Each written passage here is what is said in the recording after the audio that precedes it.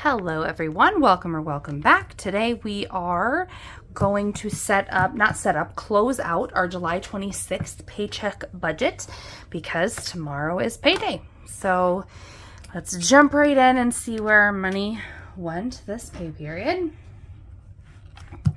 or what money we had as well. Okay, so my actual pay was what I thought it was going to be, $1265.38. My husband's paycheck was $15.40.89. Round up, so cash back in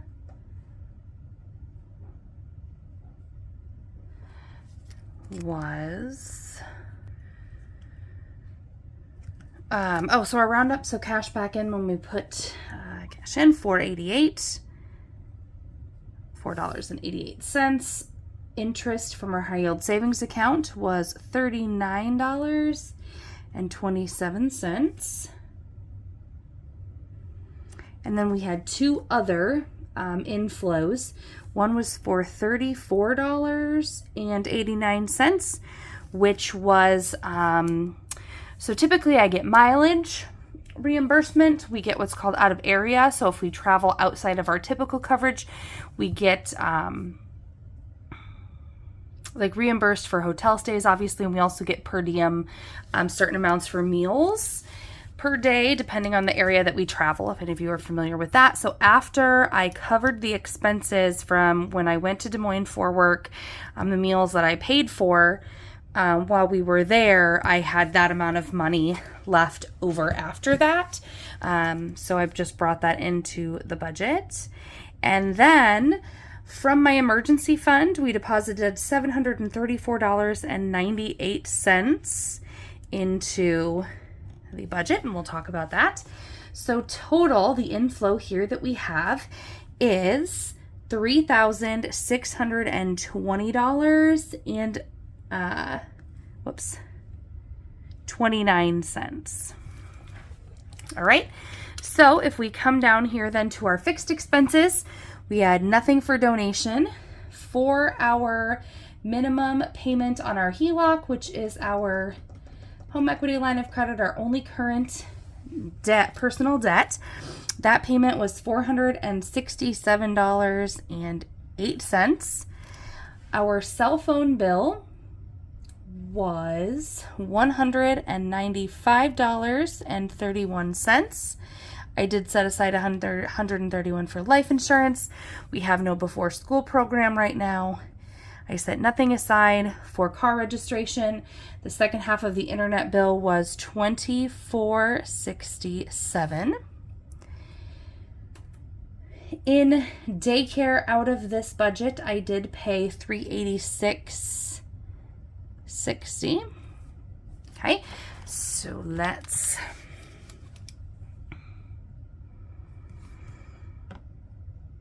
okay, so $467.08.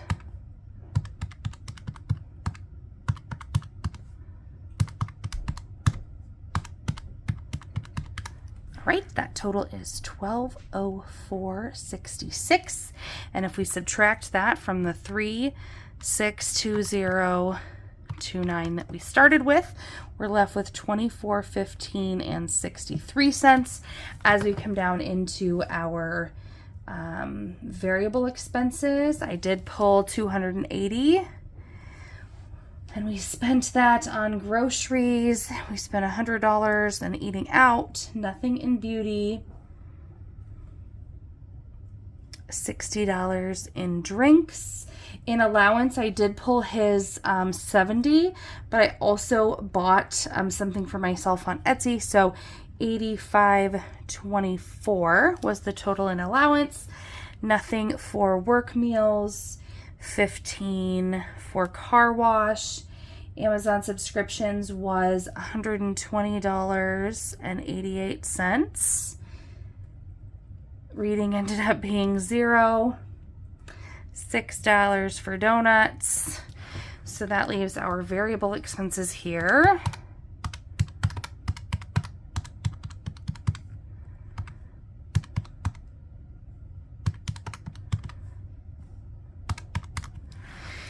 6, 6, 7, 12. So if I subtract that from the 24, 15, 63 that we had before we went into variable expenses, we have 17, 48, 51 left to budget as we move into our sinking funds. So for our sinking funds, we set aside, ooh, there's a lot of extra random stuff. Okay. All right. So Christmas, we did set aside 25. We did nothing for LP because I feel pretty fairly well funded at that right now. We put $6 into the 100 envelope challenge online towards travel, $20 into the online kids sinking fund, $50 into the gas sinking fund, 25 into vehicles online. So the emergency, so I should change that line to emergency. I put $52 into the 52-week challenge, which goes right into my emergency fund online. But I also put our high yield interest in there. So that left us in total into that, the 52-week challenge plus that leaves us in the emergency fund at $92.27. I set nothing aside for medical right now, nothing aside for summer daycare. Into the tattoo sinking fund, I'm saving up for a couple appointments, which is why I'm focusing on that. 113 I put in there. I started this back in May after we paid our insurance premiums, and I always feel like I'm just a little short. I set aside $325 with the first paycheck, and I started setting aside $75 for the second paycheck, hoping that I would end up with more than enough. And then $350 is what I put into cash envelopes. So for our sinking funds,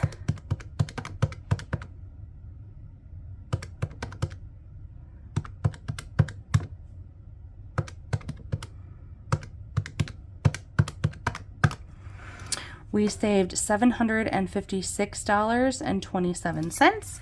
If we subtract that from the $1748.51 that we had when we finished our variable expenses category, we're at $992.24.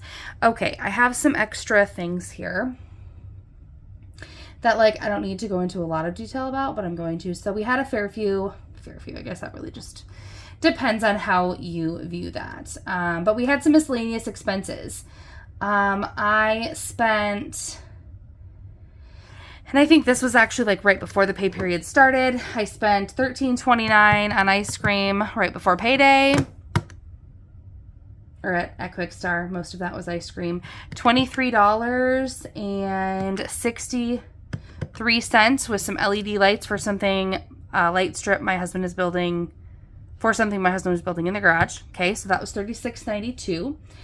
I also spent $44.38 on budgeting related supplies. So there was a Cricut subscription, 2 months, 53 cents a month. So I did that. I was quite struggling with my work planner, and so I spent $18.18 on Amazon on the hourly type planner that I know that I like, and then I grabbed a folio for it on Amazon for $25.67. So budgeting supplies was a total of $44.38. Okay, then so that leaves us at $81.30. Then, so I'm just going to, so $81.30 plus the final miscellaneous expense that we had this is where the emergency fund comes in. We had an appliance go down, and so we replaced it. So $734.98 we spent on that. So in this kind of miscellaneous area here, we have $816.28 that we spent. And our buffer, I know that at the end when I closed out our budget, there was 39 cents that went into the budget or into the buffer. So 39 cents there leaves us at a total in the other category of $816.67.